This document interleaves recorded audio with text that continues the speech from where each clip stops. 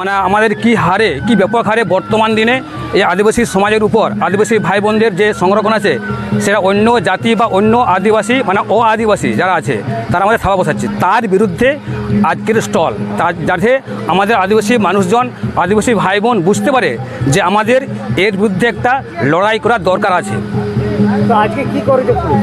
আজকে আমরা যখনই প্রচার শুরু করেছিলাম তো ঘন্টা কয়েক আগে মানে আমাদের এই ঝাঁটিবাহাড়ি তথা ছাতনা থানার এসআই সাহেব এখানে এলেন। উনি বললেন যে আমরা এখানে যে মেলা কমিটি এবং প্রশাসনের তরফ থেকে এখানে যে হ্যান্ডবিল বিলি করা হচ্ছে বা প্রচার করা হচ্ছে এখানে সম্পূর্ণ নিষেধ করা আছে, বারণ করা আছে।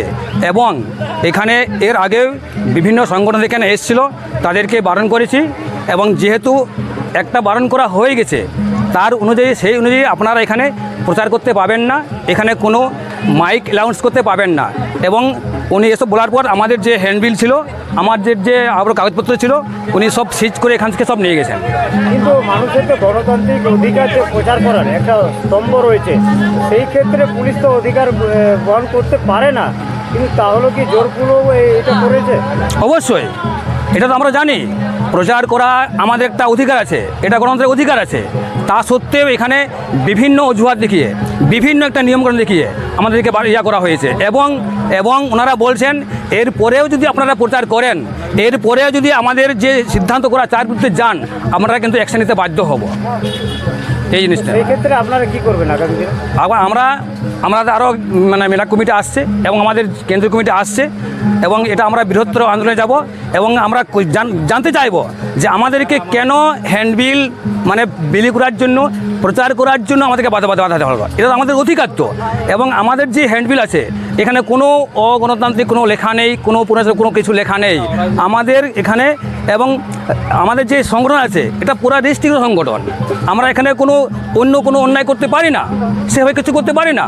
আমরা যাতে আমাদের আদিবাসী মানুষের যাতে অধিকারটা ফিরে পায়, আদিবাসী মানুষরা যারা অন্যান্য যারা আদিবাসী মানুষ আছে তাদের সেই হক অধিকার যেমন আমরা রক্ষার্থে, হক অধিকার আমরা বাঁচার জন্য আমরা গ্রাসরুট লেভেল পর্যন্ত প্রচার করতে এসেছিলাম।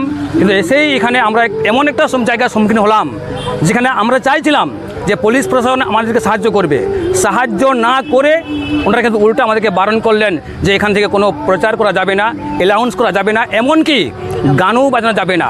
তাহলে দুঃখের বিষয়, এই মেলা চত্বরে দেখা যাচ্ছে ম্যাক্সিমাম জায়গাতে ওপেনলি মদ বিক্রি হচ্ছে, সেখানে পুলিশের কোনো বাধা নেই। সেই বিষয়ে আপনাদের যে প্রচার চলছে সেটা একটা সাংবিধানিক, মানুষের উপকারে লাগে, কিন্তু সেই ক্ষেত্রে পুলিশের কতটা ভূমিকা এইখানে দেখছেন? আমরা তখনই বললাম যে দেখুন, আমরা যেটা প্রচার করছিলাম আমরা আশা করছিলাম আপনারা সাহায্য করবেন।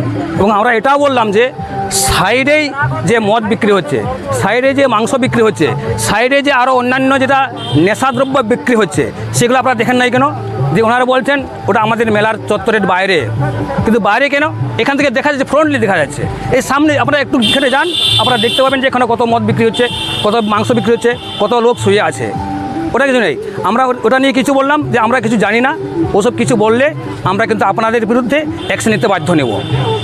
এই হুমকি দিয়ে তারা আমাদেরকে চলে গেছেন। এবং আমাদের যে প্রচারপত্র ছিল, হ্যান্ডবিল ছিল, ওরা সব নিয়ে গেছে। এবং ওনারা বলে গেছেন যে আপনারা পরে ফাঁড়ি থেকে নিয়ে যাবেন। আপনার নাম? আমার নাম কার্তিক সোরেন, এই বাঁকুড়া জেলা শাখার সম্পাদক।